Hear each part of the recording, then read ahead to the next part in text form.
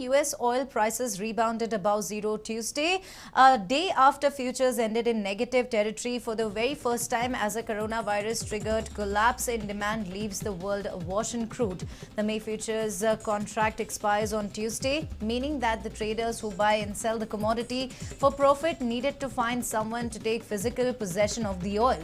Oil markets have plunged in recent weeks as lockdowns and travel restrictions to fight the coronavirus around the world batter demand. The crisis was worsened by a price war between Saudi Arabia and Russia.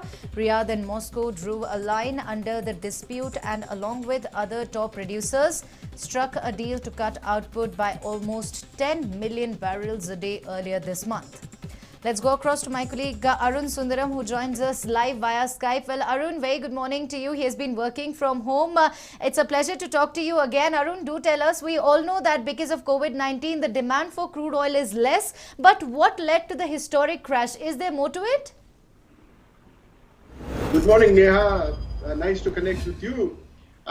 This is more of academic interest. I mean, typically what happens, let me run you through how a futures contract works. A futures contract, as the word implies, future.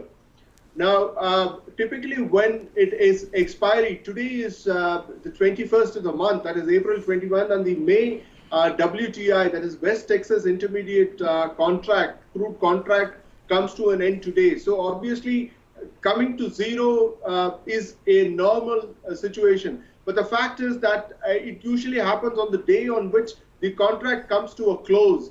But this happened a day earlier to it. So that's one reason why perhaps some amount of panic was set in. The second reason is obviously the fact that at this point of time, the US is pretty much sitting high on humongous amount of oil reserves. We're given to believe that Cushing, the place in Oklahoma, which is the place where your oil reserves in the US are stored, has near full capacity. It's about 76 million barrels, and that capacity is nearly exhausted. So additional reserves that the US could keep is not available. So that sent in a bit of a panic as far as oil traders are concerned. But the reason why I call this was an academic exercise is the fact that the WTI, or the West Texas Intermediate, is just a benchmark for us, for people in India particularly. We have the Indian crude basket, and that is a combination of various prices or baskets, including, more importantly for us, it is the Brent crude. Unfortunately enough, as far as India is concerned, yesterday the Brent crude closed about 25% lower. It didn't crash to zero.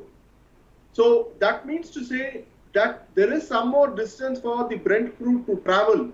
But at the same time, the fact is that given the slowdown in the global economy, the oil demand across the globe has come down significantly. In fact, the International Energy Agency is forecasting a clear fall in demand, energy demand. In fact, we are given to believe that they are projecting, as far as India is concerned, because India is the third largest importer of oil, the demand could slip by about 5.5%. Now, if you were to look at specific numbers, if you take the first 15 days of the month of April, as far as India is concerned, you will see that you have seen gasoline, that is petrol, diesel, and aviation fuel demand drop. In fact, both petrol and diesel demand have dropped by over 50%. In case of aviation fuel, because there are no flights taking off or landing, the demand has dropped by as much as 94%. The only positive as far as India is concerned is the fact that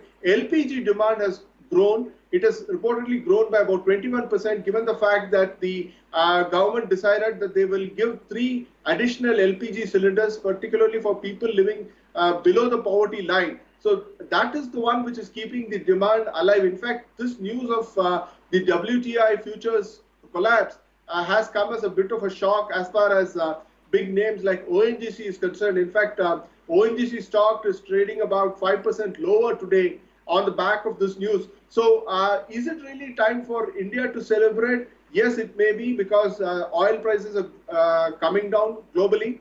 But at the same time, there are experts who are saying that this is the right time for India to increase its strategic oil reserves. Because remember, this oil reserve, the strategic oil reserve that India has, is meant for emergencies like this situation. And that needs to be topped up. We need to ensure that the entire capacity, there are 3 locations across India where the strategic oil reserves are located, and you need to buy in more oil to ensure that your strategic oil reserves are built up. So will the government of India act on that count, given the fact that the international crude oil prices are at record lows? Probably yes. So we will have to wait and watch. But as far as this WTI crashing to zero, it has more of an academic connotation to it. It's a kind of a titillation factor as far as international markets are concerned, Neha. Thank you very much, Arun, for joining us with all of those details.